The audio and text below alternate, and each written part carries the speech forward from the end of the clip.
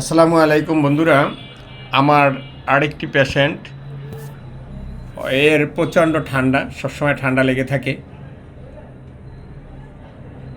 আসছে এবং allopathic doctor দেখে পরীক্ষা নিরীক্ষা করা হয়েছে, কিন্তু ঔষধ খেয়ে কোনো কাজ হয়নি। এখন আমার কাছে আসছে, আমি একে ইনভেস্টিগেশন করেছি, করে একটা মেডিসিন সিলেকশন করে দিয়েছি, ইনশাআল্লাহ উনি ভালো হয়ে যাবে। এখন কি সমস্যা, আমি এটা আমি মেডিসিন বলবো না, মেডিসিন যারা ডাক্তার সাহেবরা যারা এটা কমেন্টস করবেন, আমি মেডিসিনটা কী মেডিসিন আসতে পারে এই রুগী এই।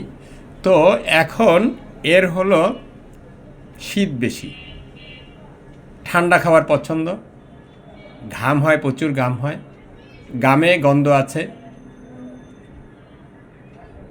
নার্ভাসনেস, এক জায়গায় গেলে সে প্রথম কথা বলতে পারে না, হাত পা কাঁপে, কারোর সামনে কথা বলতে গেলে ভয় পায়, তার সবসময় নার্ভাসনেস, খুব নার্ভাসনেস ফিল করে, রাগ বেশি, দুধ সহ্য হয় না, মাথার পিছন থেকে ব্যথা শুরু হয়।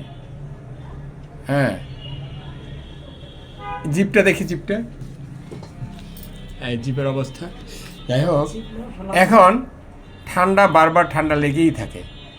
এখন আমার কাছে আসছে, আমি একটা মেডিসিন সিলেকশন করে দিয়েছি, এখন সে ভালো হবে। আমি যে সিমটমগুলো বললাম, এই সিমটমগুলি কোন মেডিসিনের, ডাক্তার সাহেবরা কমেন্টস করে জানাবেন। পরে আমি এটা যখন ভালো হবে তখন আমি এটা দেখাবো, এর রেজাল্টটা দেখাবো। আশা করি উনি প্রথম ডোজেই 80% ভালো হয়ে যাবে। হ্যাঁ, মিন্সের প্রবলেম আছে, সেটাও ভালো হবে। প্রথম ডোজেই উনি 80% ভালো হবে ইনশাল্লাহ।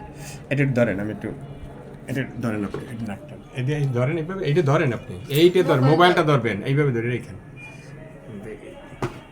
আবার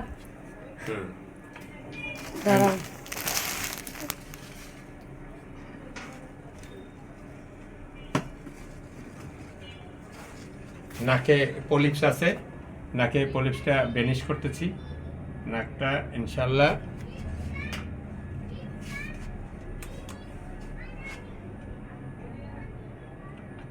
এই পলিপসটা বেনিশ হয়ে গেলে মাথা ব্যথাও কমে যাবে।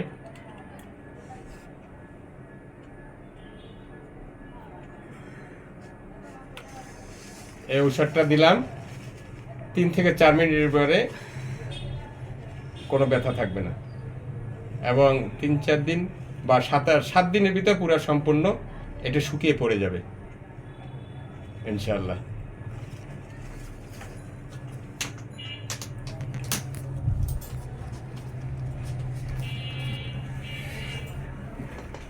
আপনারা বলবেন কি মেডিসিন দিলাম, সিমটমগুলো আমি বলে দিয়েছি।